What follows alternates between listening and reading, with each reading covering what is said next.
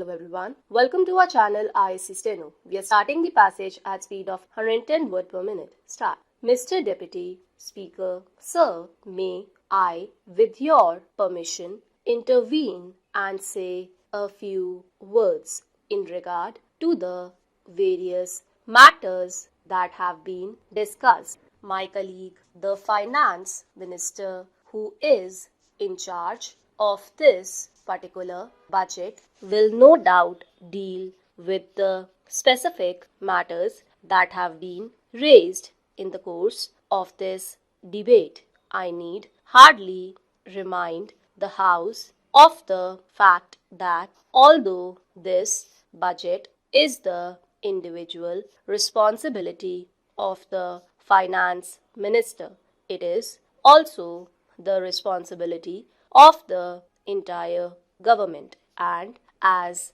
Prime Minister, I am entirely responsible for it as well as any other member of the government. This budget was placed before the House after the usual consideration by the government, and the latter is completely committed to it. That does not mean that we are not willing to consider any new proposals. We certainly are, so long as the basic structure of the budget is not affected. My friend, the Honorable Professor Shah, pointed out various difficulties in the way of a debate here and in the way of consideration of the budget proposals. He pointed out how little could be done in the allotted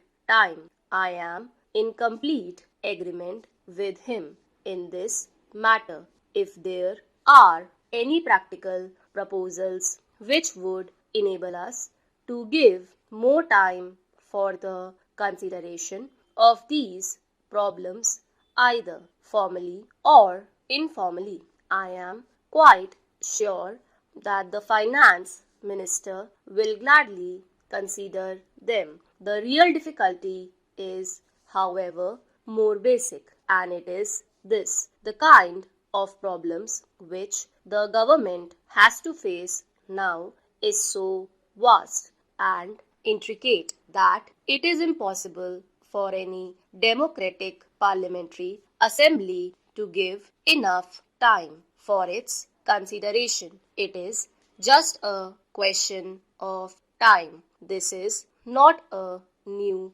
difficulty. I remember that long debates on this subject took place in a country like the United Kingdom, where they found that they could not get along with what is really the 19th century procedure in this 20th century of continuous crisis, social problems, and international problems. So, even parliamentary procedure in the United Kingdom has gradually changed, and many matters are left more to the committees than to the House itself. Usually, a principle is decided by the House and its working out is left to committees. The House cannot find time to consider everything. That is a difficulty inherent in the situation. If we can find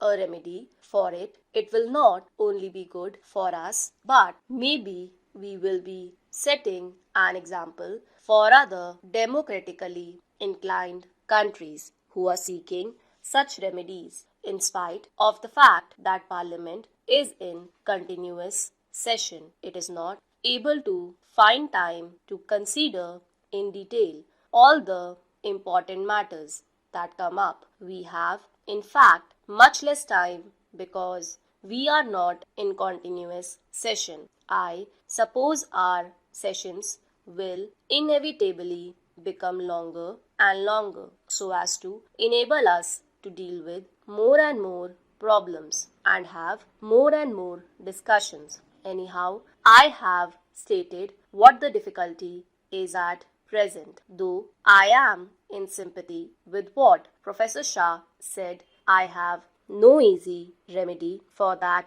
difficulty except to say that we are perfectly prepared to consider, together with the honorable members of the House, any ideas or suggestions about how to give greater facilities for more intensive discussion of any great problem. An honorable member referred to the budget speech as being directly or indirectly a survey of all manner of problems, domestic, international, economic, foreign, etc. The House can hardly expect the finance minister's budget speech to be a survey of all these tremendous problems, although they have no doubt some bearing on the budget. The world is becoming far too intricate and difficult for us to be able to keep the full picture in view always. As I listened to the honorable member who spoke just now, I was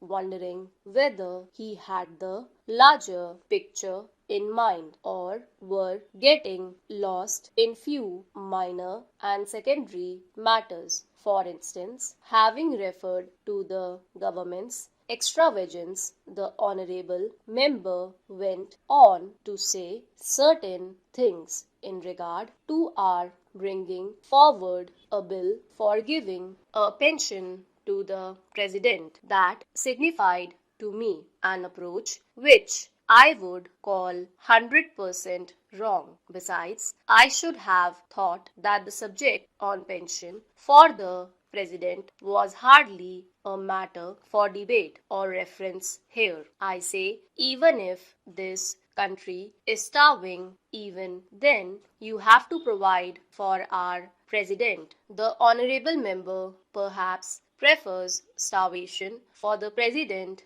and himself. I certainly will not stand in his way, but we are considering graver matters than this, and the fact that such points are raised shows that we are not looking at the problems. We do not seem to be thinking of the vast problems that we are faced with and have to wrestle with. The vast problem of the country's economy in relation to the world's economy. Stop.